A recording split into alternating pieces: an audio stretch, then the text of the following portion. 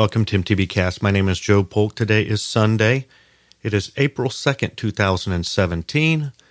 You're listening to, how do you even say this? Our tribute to Mike Hall. Mike Hall, as you all know, was quite possibly the greatest cyclist most of the world had not heard of. He was racing in the India Pacific wheel race, and on March 31st, just 3 days ago, he was struck by a car in the race outside Canberra in Australia.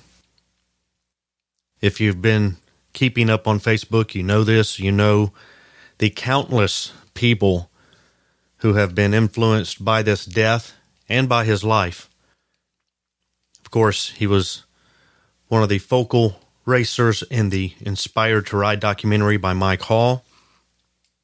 He's been a caller into the show here going back to his 2013 bid on the Tour Divide, where he won that race. Due to reroutes, he was not given the record for the route, but it was a record-setting race. I had a chance to meet Mike after processing calls for him for different races that he's called into during the Inspired to Ride premiere.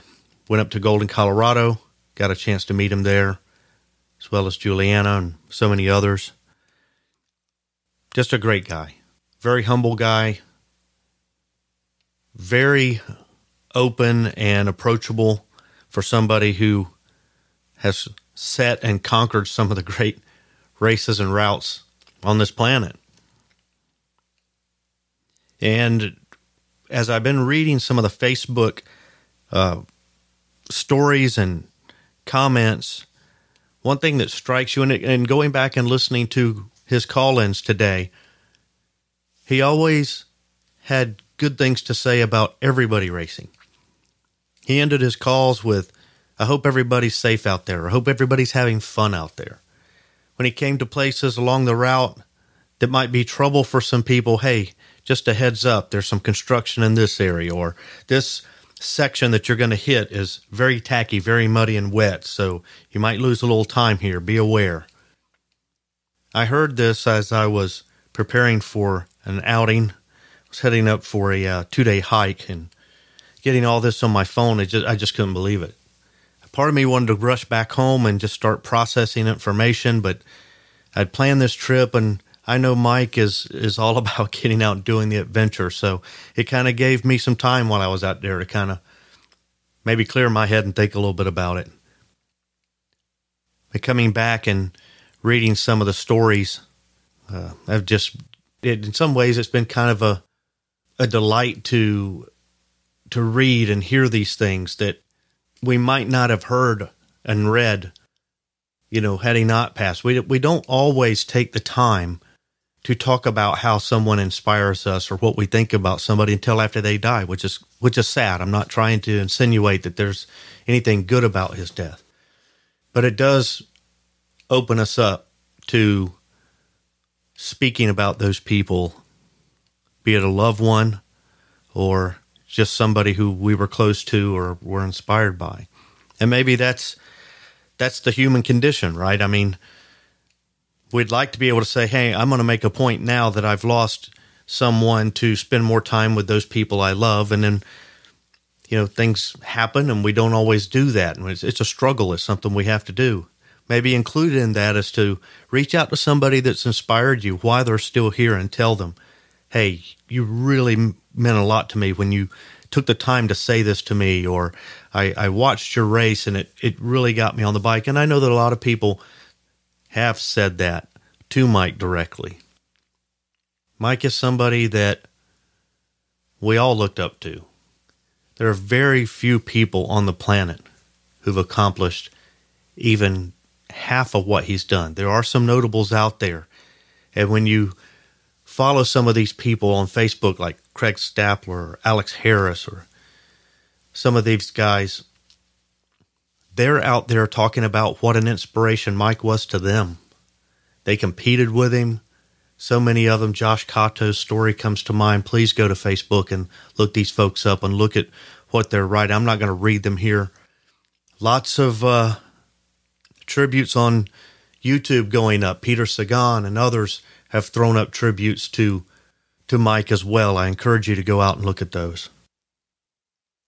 I kind of had all these ideas about things I wanted to say, but what can you say? I remember so much about the Inspired to Ride documentary and about the calls that's come in and about different things that he did, but I kind of fought for, what can I find that's particularly stands out? For me, in the documentary, what stood out is when Mike was talking about basically what it's like to do a race like this, or to do an ultra event, or ride a route and try to ride it as fast as you can. And I remember he said, well, you just get on your bike and you ride, and then you ride a little more, and then you ride a little more. Lots of folks are going out today and riding for Mike. I put about 22 miles in. For me, at my current condition and my age, that was tough to hike this weekend for me. It was a very strenuous section of trail. So I'm pretty wore out, but I'm going to do my best to throw my leg over the bike later this afternoon. And when I thought about, well, I'm not going to, ride for Mike, I'm going to put this together, this tribute, and say a few words and let others do that. And then I thought, how many times has Mike thrown his leg over the bike feeling a lot worse than I do? My legs are hurting. A lot of me is hurting, but Mike has been in far worse shape. And he always kept going. Always. He would push himself. He would twist himself inside out. But he was always mindful of his body. He knew, if there was something going on that he needed to address, and he would address it. But as he said, you have to have faith in your legs. You can't train, for these races. You can't go out and do weeks of riding to prepare you for a race that's going to take that long, as he said. You just don't have that kind of time. But you have to have faith in your legs. And he had faith in his legs. I had a couple of people call in some tributes. Tommy from Minneapolis called in. Just a short little blurb to give some thoughts on Mike. Hi, this call's from Tommy in Minneapolis, Minnesota, USA. Just wanted to express my condolences to the Hall family. Mike, you were an inspiration, and we'll always remember you, buddy. Right on. We also heard from Bonnie Gagnon-Larvik. Bonnie, we're familiar with from the Tour Divide. She's racing again this year. She's dedicating her ride to Mike. She's also doing some things. She's putting together some orders for some wristbands as a tribute as well. I encourage you to go out to Facebook and look her up. If you go out to the 2017 Tour Divide page, you can find her there. And if you're going to go out and ride for Mike too, you can put some pictures up there. She's offered to let folks do that as well. But she had a message as a tribute to Mike herself. Hello, everyone. This is Bonnie Gagnon-Larvik, calling in with my tribute to cycling extraordinaire Mike Hall. As you all know, Mike was an astounding rider with a passion so deep it spilled over onto all of us. His passion was contagious. It called upon each of us in word and action to step up and accomplish the very things we set our hearts on. I met Mike over social media back in October of 2015. Even though it hasn't been very long, it seemed like a lifetime of sorts as I rooted for him and followed his riding and racing adventures. He made me feel like a friend with his disarming kindness and peaceful demeanor. He was the founder and director of the Transcontinental Race, and I hoped one day to race it, as I'm confident it was exceptional, seeing that it was his handiwork. A month ago, I was talking with Mike about the book I am writing and him possibly contributing to it. He said he was concerned about slowing me down. That made me laugh, but I knew what he meant. He wanted to do it, but only if he could sink his heart into it and make it right, as was his style. He had been intending to write a book for the past 3 years, a book so many of us would love to read. Now more than ever, I wish he had written it. I know that he would want each of us to continue to live our dreams, to give our all, to embrace our adventures with passion and determination. This year, I will be dedicating my race in the Tour Divide to him. Mike, you will be greatly missed, as you already are. Rest in peace, my friend. You will be in our hearts, always. Thanks so much. Take care, everyone. As I said, I went back through and listened to Mike's call-ins, going back, just listening for things. There were a lot of things that stood out to me. Probably the most, as I said, was him calling in and sort of giving a shout out back to the other riders to let them know of things that were coming, because he was clearly out in front. Especially in 2013, him and Craig were the ones out in front fighting it out. And that I thought was really cool about Mike. But a couple of calls stood out. And let me first say, if you don't want to hear Mike's voice, if it's too soon for you to listen to that, I understand. I'm not trying to be insensitive to friends and family. This is a tough time. I lost a brother recently, and I know exactly how they feel, and I know exactly how others feel. And this is still very, very, very soon after Mike's death. So if you want to stop here, maybe you want to come back and listen later, I understand. But I wanted to play these two calls. One's a portion of a call. The first call was Mike calling in from the Beaverhead Work Center last year, 2016. And it's just a fairly run-of-the-mill call, but it's Mike. It gives you an insight into what these racers go through and what they do and what it took for him to get down to this point. It's just a quintessential. It's probably the quintessential call-in from the Tour Divide, especially from a race leader. But after finishing the call, he quickly called back in for the racers behind him. He had left a little present behind them. Hi, this is Mike Hall calling in from Beaverhead Work Centre. I just got here after, I think, about a 9-hour ride. Set off at midnight from Pye Town. Had a lovely ride in this morning. It was nice and cool. It was a bit of a chilly headwind. I was getting up to operating temperature now, so it's going to be a hot one this afternoon. I'm starting to think about when I might get finished. If I can get finished in the next 21 or so hours, then that would be my target. But we'll see. Lots to go before then. I nearly ballsed everything up coming out of Cuba. I should have really stayed there and set off early morning, but I wanted to get going, and I overate a bit and ended up with a rough night on the road. But yesterday was pretty tough going into headwind on that horrible road into Pye Town. But I made it to Pye Town with she was just drawing the blind on the pie shop, so she agreed to give me 2 pies to go. So I managed to get pie in Pye Town and ate that at Toaster House. Got a shower, got 4 hours sleep, and then set off. So in good shape, and just this next bit to do, and then done. I hope everyone's having a safe time out there. Cheers. This is Mike Hall again at Beaverhead. Just a note to say, if you get here and you want to visit everybody's favourite pop machine and you don't have any quarters, take a look under the rock to the left-hand side. I've left my spare change there, and I'd like to buy anyone a drink who gets here and is thirsty because it's hot. All right, ta-ra.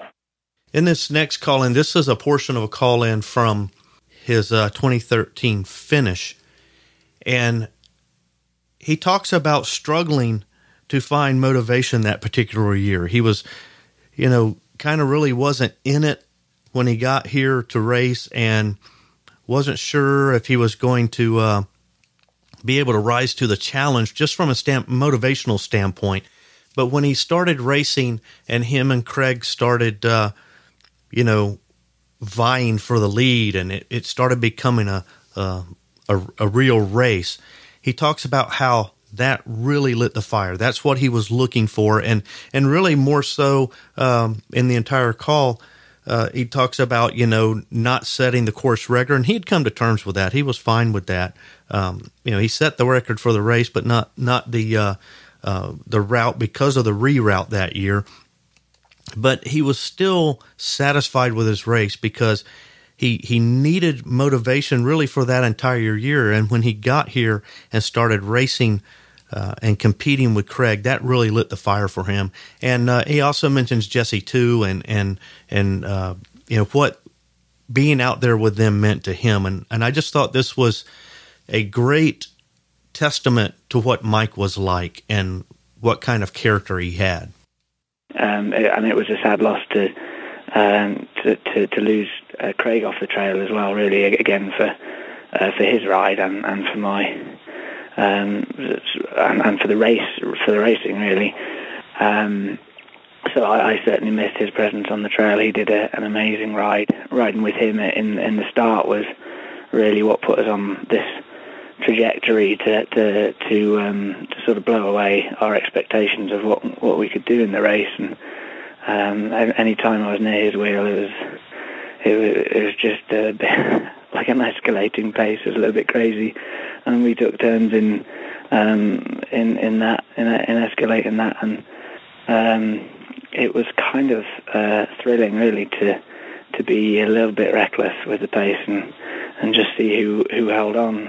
Of course, I went out the back first, had a few problems, managed to get back up, and then when we got back, when we were reunited, he was waiting there for me in Pinedale. The pace shot up again, and that was a lot of fun. It was for me who came to the race with quite a lot of motivational issues over the past year, not really knowing what I had knowing what I had in me, but not knowing if I could get at it. Like again, just following on, really that not knowing exactly what I had in me coming to this race motivationally, not having sort of really completed much racing. I haven't felt a bit like I'd not had the heart for it. It was really a question mark over what was going to happen, and the racing with Craig, well, that was, it just relit the fires in me really. I think by day 3 I'd achieved what I wanted to do on this route, which is just to find some sense of enjoying the hell out of the fight, and that was when I was behind. So everything from there was an absolute bonus. And I want to thank Craig for being an outstanding competitor, a gentleman, and an athlete really. It was absolute pleasure to race him. I look forward to maybe seeing him again on the trail and for a beer. It's a big shame that I couldn't finish in Antelope Wells and hang out, but that's the way things goes. Same with Jesse. Really would have liked to have hung around in Silver City, and that was the plan. He's done an amazing ride, and with the things that's happened to him, my word, it's been an incredible year. I'd like to extend the offer to either of those guys if we're ever in the same place, or if you're ever in the UK, to look us up, and you're more than welcome to be my guest. I hope that gives you some insight into the person that Mike was. If you're new to bike packing, you're new to these types of races, you've heard of him, you saw him on the documentary. Maybe this helps you understand him a little better. Those of you who knew him well, I hope maybe this gives you a little bit of warming of the heart as you hear in his words and remember these things. For me, it's just, I wanted to do something to let people know what Mike meant to the community and to MTB Cast for calling in. It was always gracious to call in, and I appreciated that very much. Having the chance to meet him, I hear these voices come through on these calls, and, they kind of become I don't know, they kind of become friends in that way. And many of you who have called in over the years are friends of mine, and I treasure your friendships very much. And to hear something like this from anyone and about anyone in the community, we've lost Dave Blumenthal several years ago, and it just hits the community hard. We're a relatively small community of bike packers and fans of bike packers, and I'm largely a fan. You know, I'm largely here to try to add a voice, but it really is like losing somebody in your family in many ways, and it is an extended family. I recall when David was killed, Matthew Lee called me shortly after and said, I got to cancel the race. I don't know what to do. And this is in no way an indictment of the cancellation of the Indian Pacific race. There is no right or wrong answer. Canceling or not canceling. You could say not canceling maybe is insensitive, but knowing the kind of people that do this race. One of the things I told Matthew, David would want this race to go on. This is what he was doing, what he loved. He would want everybody else to continue. Mike would have wanted the race to go on. Those people have trained hard. They've come there to compete.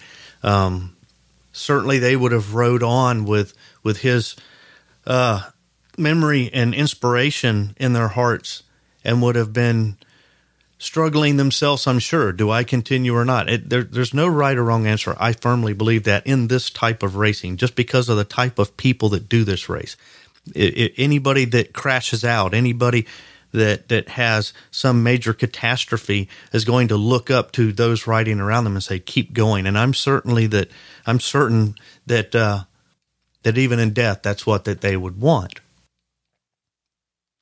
After some discussion, Matthew decided to go ahead and let the race continue. I encourage that. I don't feel bad about that. We saw many other outpourings of ways to honor his memory with the Cordillera and things like that. And just as there are outpourings and different ways people are coming up to do the same for Mike, cancellation of the race is understandable, and I'm not criticizing that. I think that was a right thing to do, if not the right thing to do. And all of those who are racing with him, you know, they have that to take with them. I got to compete with Mike Hall. And as many others have said, you're never really competing with Mike Hall. There are a small number of people that actually competed with him, and then there are others who were fortunate enough to ride in the same race. But no matter who you were, he inspired you. And he not only inspired you by his example, he inspired you often with his words. There are stories on Facebook this weekend of people that were just putting their bike together, didn't necessarily even know Mike, and or even know who he was at that time, but he would look over and say, you know, hey, have a safe race. Hope you have fun out there. We love Mike. We know that he meant so much to so many people, and everyone is hurting. One of the first people I thought of when this happened was Juliana Boring. Juju, I know that he was a huge inspiration to you personally. He was a friend. He helped you in so many ways to prepare for your cycling career. And I know from the things I've seen on Facebook, this is really, really hard on you. And I just want you to know from a personal level that I'm thinking about you and hope you find some peace in this. And to his family, as I said, I lost a family member recently, my brother. So it's very, very fresh in my heart right now. So my empathy is very strong for you, and it's very tough. And you can't remember that person without your heart breaking. But slowly over time, you'll be able to remember them much more fondly. And that's something that's just going to take time. And we wish you peace during this time and hope that God will give you that peace. And as much as we have been inspired by Mike, and as much as we loved and appreciated Mike. And as much as we're hurting, it does not compare to what you, the family, are feeling. And we just wish you the very best. There is a GoFundMe effort out there. My call cast a huge shadow over us all. And if you're interested at all in donating to that, you can go out to GoFundMe.com/Mike-Hall if you want to donate. This is just some funds to go out to the family. When somebody passes away, as I said, I know this personally. There's a lot of things that are going on. There's a lot of things that have to be done, and a lot of funds that have to be raised right away to take care of things. And go out to the GoFundMe page. Anything that's not used right away, anything that's left over will go to a charity, Mike and Anna's charity for newborns in Vietnam. But anything that you might want to donate, I'm sure they would very much appreciate that. You can also go to inspiredtoride.it. Mike Dion has put together a Mike Hall Legend poster for $30. Proceeds from that will also go to this effort. So I encourage you to do that. We all want to try to do something. Anytime something like this happens, you really want to, what can I do? What kind of difference can I make? This is just a small way that you can. People are going out there and posting pictures and comments as they ride today with the hashtag #RideForMike. So, get out and ride if you get a chance. As I said, I'm going to try to push those pedals myself because I know that Mike turned himself inside out for his efforts, and that's what inspired us about him. We're going to miss him. We know he's out there riding on now. He's riding where there's no mechanicals. There's no reason to stop. You don't run out of leg. You don't run out of resources. You don't run out of water. You just pedal. We love you, Mike. And thank you for being an example and challenging all of us. Peace. This, like all MTBcast audio, is distributed under a Creative Commons Attribution Non-Commercial No Derivatives 3.0 license.